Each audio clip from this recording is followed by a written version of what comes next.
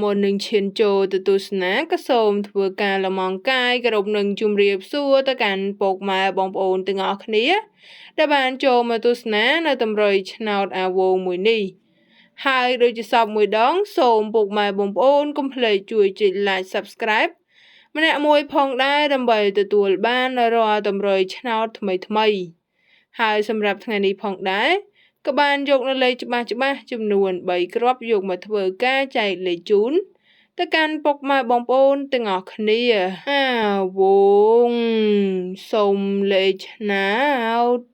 ច្បាស់អូខ្ទង់សារ៉ូអាវងសូមលេខឆ្នោតច្បាស់សារ៉ូវ៉ែនតាអាវងសូមលេខឆ្នោតច្បាស់85